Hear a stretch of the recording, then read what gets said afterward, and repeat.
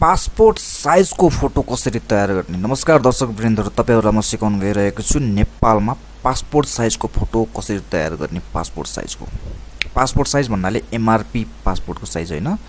यो ब्याङ्कहरु, कुनै संघ संस्था, स्कुल, कुनै पनि केही एनजीओहरुमा लाग्ने पासपोर्ट साइजको धेरै जसो नेपालमा युज हुने पासपोर्ट साइजको फोटो कसरी तयार गर्ने।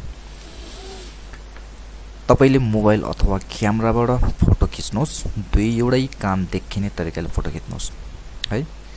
मैले खिचेर राखेको थिएँ अलरेडी, म तपाईहरुलाई सिकाउन भनेर अलरेडी खिचेर राखेको थिएँ। प्राय जसो पासपोर्ट साइजको फोटोमा व्हाइट कलर नै राम्रो हुन्छ जस्तो लाग्छ।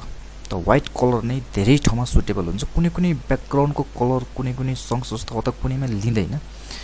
त्यसकारणले गर्दाखेरि व्हाइट कलरको ब्याकग्राउन्ड भएको फोटो सबै कलरमा सबै संघ संस्था कुनै पनि केहीमा सबैमा काम लाग्छ।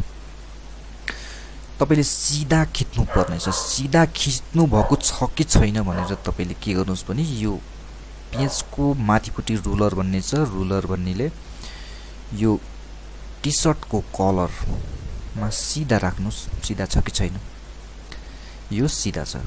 त्यसपछि यो कानको तलतिर भाग, कानको दुईटै कानमा छोइन पर्यो, सिधा छ कि छैन। अलिकति तलमाथि भयो भने तपाईले मिलाउन सक्नुहुनेछ। यो दुईटै सिधा छ। यो पासपोर्ट साइजको फोटो हो।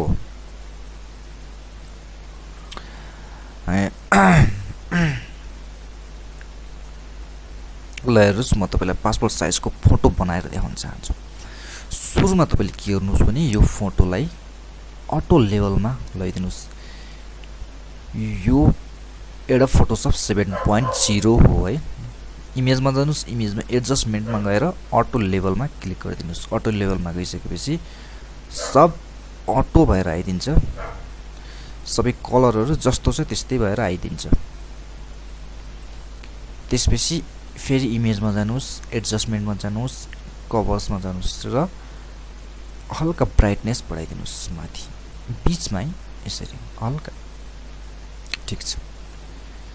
त्यसपछि तपाईले खिच्दाखेरि कहिलेकाहीँ तपाईको ब्यालेन्स मिल्दैन, व्हाइट ब्यालेन्स मिल्दैन। त्यसकारणले गर्दाखेरि कलरहरु कहिलेकाहीँ बढी आउन सक्ने हुन्छ। जस्तै यसमा येलो कलर अलि हल्का बढी मात्रामा देखिए जस्तो लाग्छ मलाई। त्यसकारणले गर्दाखेरि घटाउनु पर्यो। इमेजमा जानुस्, एडजस्टमेन्टमा कलर ब्यालेन्समा गइसकेपछि यहाँ येलो कलर भन्ने साइडमा छ। येलो कलरलाई हल्का घटाइदिनुस्।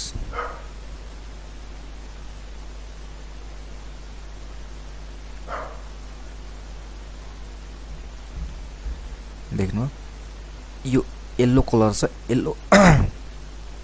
येलो कलरको यता नबढाइदिनुस्, उता है हल्का यसको घटाइदिनुस्। ठिक्क है। अलिकति रेड पनि बढी छ जस्तो लाग्छ है। फेरि त्यही जानुस् एडजस्टमेन्टमा, कलर ब्यालेन्स, रेडलाई हल्का ठीक छ है। ठीक छ। त्यसपछि तपाईले यो ब्याकग्राउन्डमा प्रायसो व्हाइट राखे ठिक हुन्छ। सिलेक्ट गर्नुस्। सिलेक्ट टुलले व्हाइट ब्याकग्राउन्डमा गएर छोड्दिनुस्। सबै सिलेक्ट भइदिन्छ किनकि यो एउटै कलरको छ। तपाईले कुनै पनि कलर राख्न सक्नुहुनेछ। जस्तै ब्लू, जस्तै स्काई ब्लू, रेड, कुनै पनि कलर तपाईले ब्याकग्राउन्डमा युज गर्न सक्नुहुनेछ। युज गर्ने तरिका तपाईलाई थाहा भयो होला। यहाँ देख्नु भएको छ कलर, यो रेड कलर। यो कलर युज गर्नु पर्यो भने तपाईले फिल गर्दै पनि हुन्छ, नै भने यसलाई क्लिक गरेर तल ब्याकग्राउन्ड कलरमा जान्छ। त्यसपछि कन्ट्रोल ब्याक स्पेस च्याप्दिनु, यसो भन्छ। तर राम्रो चाहिँ व्हाइटै कलरको हुन्छ। त्यसकारणले व्हाइटै कलर राख्छु। व्हाइट कलर सिलेक्ट गरे मैले है। त्यसपछि कन्ट्रोल ब्याक स्पेस। त्यसपछि सिलेक्टलाई हटाउनलाई कन्ट्रोल डी। त्यसपछि जुन यो भाग छ कालो कालो, यसलाई हटाउनु पर्यो। त्यसपछि यो डन्डी फोर जस्तो अलिअलि सानो बिबिराहरू जस्तो छ, यसलाई हटाउनु पर्यो भने ब्लर गरिदिनुस्। अब यसलाई हटाउनका लागि अरु टुल्सहरु पनि हुन्छ हैन, के अरे कोड्याक टुल्सहरु हुनेछ, त्यसबाट नगरौँ हामी। त्यसबाट अलि धेरै नै ब्लर भइदिन्छ। यसबाट तपाईले चाहे अनुसारको ब्लर गर्न सक्नुहुनेछ।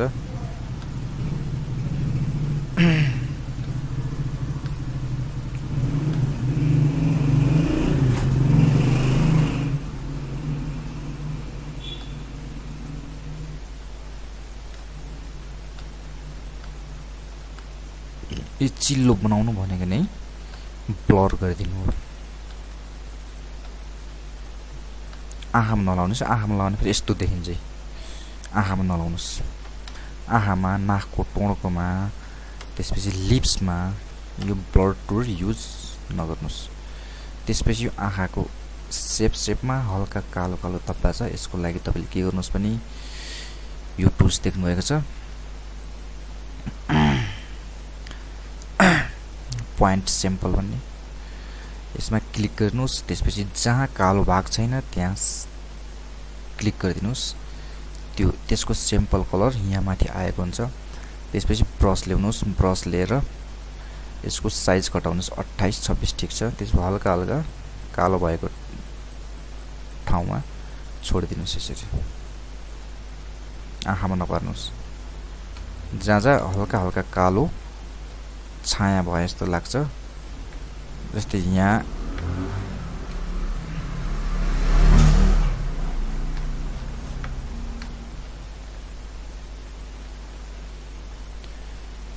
ठिक छ। तपाईहरुले पनि यस्तै गरी गर्नुस्। हल्का निधारमा अझै कालो भयो जस्तो लाग्यो, यसले पनि तपाईले युज गर्न सक्नुहुनेछ है। यो टुल है, यो देख्नु भएको छ, यो डमरु जस्तो टुल। यसको साइज घटाएर जहाँ जहाँ कालो भाग छाया जस्तो देखिन्छ त्यहाँ चाहिँ यो पनि युज गर्दै राम्रो हुन्छ। यसरी धेरै हैन, हल्का हल्का है, हल्का एकदम सिम्पल मात्रामा। ठिक छ हैन? ल तयार भयो। अब यसलाई साइज बनाउनु पर्यो।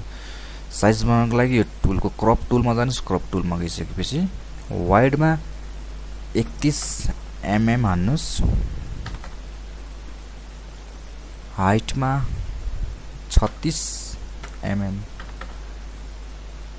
30 mm पनि हुन्छ, 37 mm पनि हुन्छ, तर 31 mm र 36 mm एकुरेट राम्रो हुनेछ। त्यसपछि क्रप गरिदिनुस्।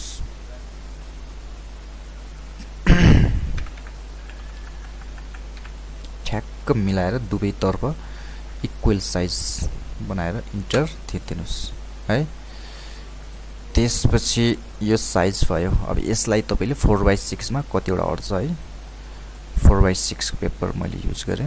4/6 4 इन्च बाइ 6 इन्च को पेपरमा यसलाई कतिवटा अट्छ, 12 वटा। कन्ट्रोल अल्ट शिफ्ट च्यापेर यसलाई कपी गर्नुस्, सिधा सिधा हुन्छ। त्यसपछि यसलाई कन्ट्रोल ई थिचेर सिलेक्ट गर्नुस्, तीनटै सिलेक्ट भयो। तल माथि मिलाउनुस् एरोले। त्यसपछि अल्ट शिफ्ट च्यापेर तल झारिदिनुस् यसरी। ठिक छ।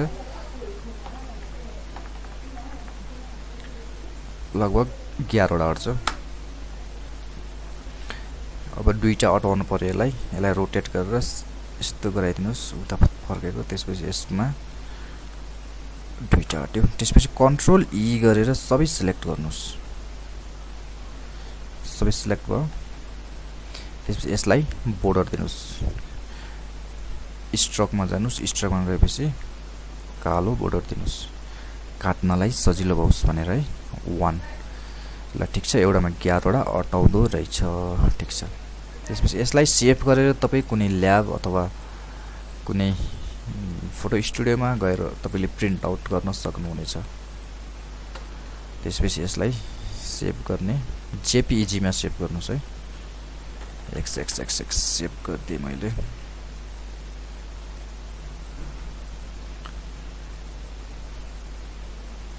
ल हेर्नुस्, ठिक छ। ठिक छ। त्यसपछि यसलाई चाहिँ तपाईले प्रिन्ट आउट गरेर राख्न सक्नुहुनेछ। तपाईलाई आजको मेरो भिडियो कस्तो लाग्यो? यदि राम्रो लाग्यो भने यो भिडियोलाई अनिवार्य लाइक गर्न नभुल्नु होला। हस्त धन्यवाद।